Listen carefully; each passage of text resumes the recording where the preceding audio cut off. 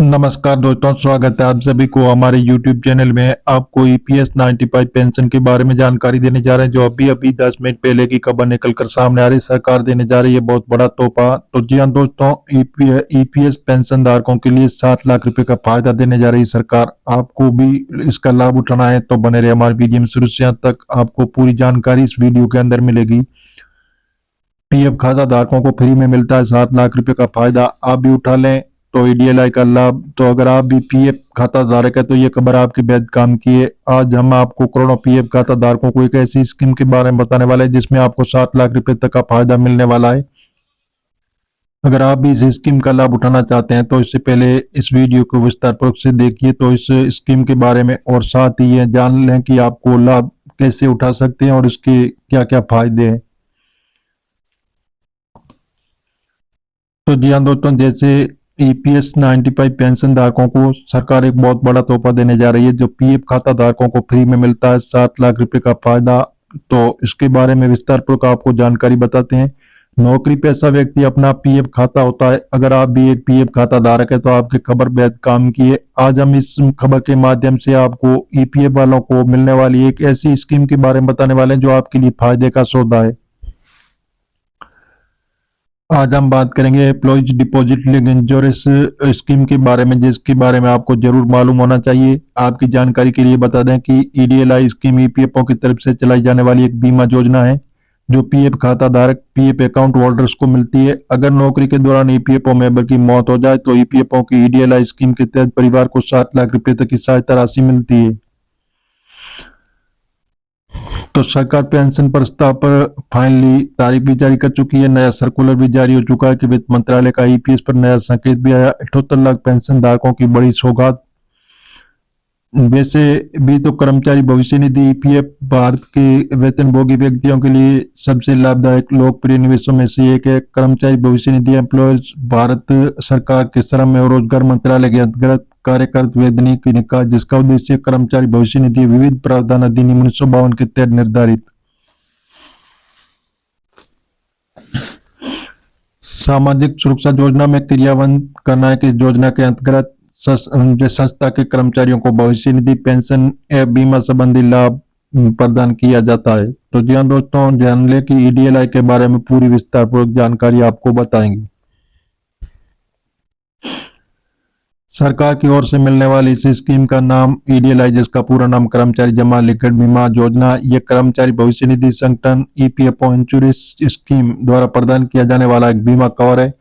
EPFO के सक्रिय सदस्य को नामित या कानूनी उत्तराधिकारी की सेवा अवधि के दौरान सदस्य की मृत्यु होने पर 7 लाख रुपए तक का एक मुफ्त भुगतान मिलता है। कर्मचारी भविष्य निधि ईपीएफ रूल्स विविध प्रावधान अधिनियम 1952 के अंतर्गत आने वाले सभी संगठन स्वचालित रूप से ईडीएलआई के नाम से नामांकित हो जाता है, और ये योजना ईपीएफ और ईपीएस के संयोजन में काम करती है। तो जी हाँ दोस्तों, इसी के बारे में आपको विस्तारपूर्वक जानकारी बताएंगे।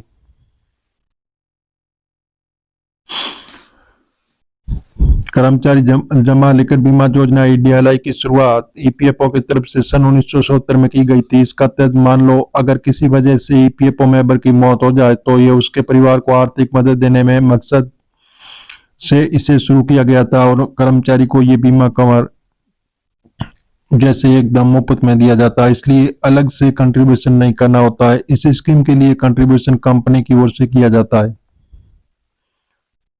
तो जी हाँ दोस्तों, सरकार ईपीएस 95 के 78 लाख पेंशन धारकों को देने जा रही है बहुत बड़ा तोहफा। जैसे वंचित लोगों को इस योजना में जोड़ा जाएगा, उनको भी 5,000 रुपये पेंशन मिलेगी। तो जी हाँ दोस्तों, इस प्रकार जो ईपीएस 95 के 78 लाख पेंशन धारकों को सरकार देने जा रही है बहुत बड़ा तोहफा। सुप्रीम कोर्ट के आदेशानुसार आपको हायर पेंशन का भी लाभ दिया जाएगा, और बताया जा रहा है कि जो कई लंबे वक्त से मांग कर रहे हैं पेंशन बढ़ोतरी को लेकर, अब सरकार इस पर एक बहुत बड़ा कदम उठा रही है जो आने वाले दिनों में लागू कर दिया जाएगा, जिससे पेंशन में बड़ी बढ़ोतरी होगी।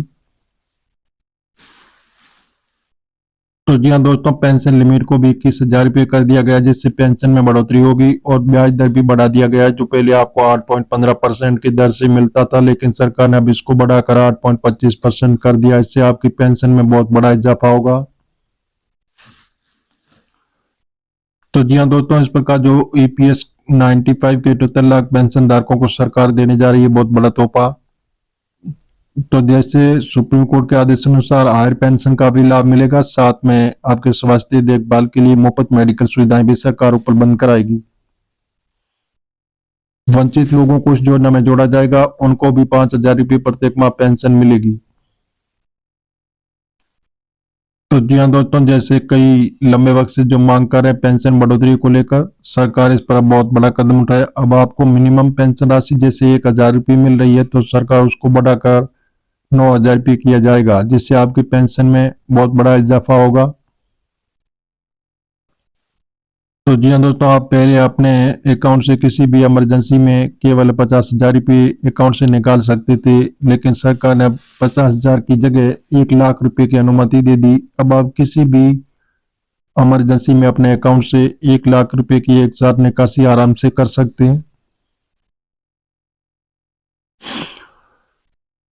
तो जी हाँ दोस्तों, इस प्रकार जो ईपीएस 95 के 78 लाख पेंशन धारकों के लिए बहुत बड़ी खुशखबरी आ रही है कि ईडीएलआई की विशेषता भी बताई जा रही है। ईपीएफओ सदस्य स्वचालित रूप से जैसे ईडीएलआई बेनिफिट के लिए आप नामांकित हो जाते हैं।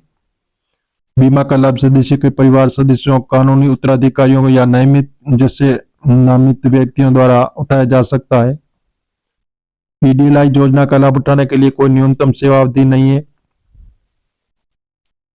ईपीएफ सदस्य को ईडीएलआई योजना के तहत अभी कवर किया जाता है जब वह ईपीएफ का सक्रिय सदस्य है और ईपीएफ पंजीकृत कंपनी में सेवा छोड़ने के बाद उसका परिवार उत्तराधिकारी नामांकित व्यक्ति का इसका दावा नहीं कर सकते हैं। ईडीएलआई स्कीम कहते हैं। तो जी हाँ दोस्तों, इसको नियोक्ता को ईडीएलआई अंशदान करना होगा और कर्मचारी के वेतन से कोई शुल्क नहीं काटा जा सकता है। ईडीएलआई के अंतर्गत दावा राशि पिछले 12 महीनों का औसत मासिक वेतन 35 गुना, जो अधिकतम 7 लाख रुपए तक हो सकती है। औसत मासिक वेतन की गणना कर्मचारी के मूल वेतन पर महंगाई भत्ते के रूप में की जाती है। इस योजना के तहत 1.75 लाख रुपए का बोनस भी लागू है। यदि नियोक्ता की धारा 17(2)(a) के तहत कर्मचारी के लिए उच्च भुगतान वाली जीवन बीमा योजना लेता है, तो वह योजना से बाहर निकल सकता है। ईडीएलआई स्कीम के फायदे है। इससे बड़ा फायदा यह है कि नौकरी के दौरान कर्मचारी की मौत होने पर ईपीएफ मेंबर को नॉमिनी को अधिकतम 7 लाख रुपए तक इंश्योरेंस बेनिफिट मिलता है। इसके फायदों को दूसरा सबसे बड़ा फायदा यह है कि अगर मृतक मेंबर अपनी मौत से पहले 12 महीने तक लगातार नौकरी करता रहा और कम से कम नॉमिनी को 2.5 लाख रुपए का इंश्योरेंस बेनिफिट जैसे डेथ केस मिलेगा। ये सुविधा उन कर्मचारियों के लिए जिनकी सैलरी अधिकतम 15,000 रुपये है। इसमें कर्मचारी कोई अंशदान नहीं करना होता है और सरकार इस स्कीम के तहत मिलने वाले इंश्योरेंस कवर क्लेम को करने के लिए आपको बता देगा। अगर कर्मचारी की असमय मौत हो जाती है तो उनकी नॉमिनी इंश्योरेंस कवर के लिए क्लेम कर सकते हैं। नॉमिनी की उम्र 18 साल से कम होनी चाहिए। इससे कम होने पर इसकी तरफ से क्लेम कर सकते हैं। क्लेम करते समय डेथ सर्टिफिकेट, सेक्शन सर्टिफिकेट जैसे दस्तावेजों की जरूरत होती है। हम मीडिया आधारित आपको बता रहे हैं, सरकार से अभी हाल फिलहाल ऐसी घोषणा नहीं हुई है। आप सरकारी ऑफिशियल वेबसाइट पर जाकर इसकी जानकारी ले सकते हैं और मिलेंगे नई जानकारी के साथ। नई और पहली बात तो चैनल को सब्सक्राइब कर लीजिए ताकि इसी प्रकार की नई जानकारी सबसे पहले आपको मिलती रहेगी।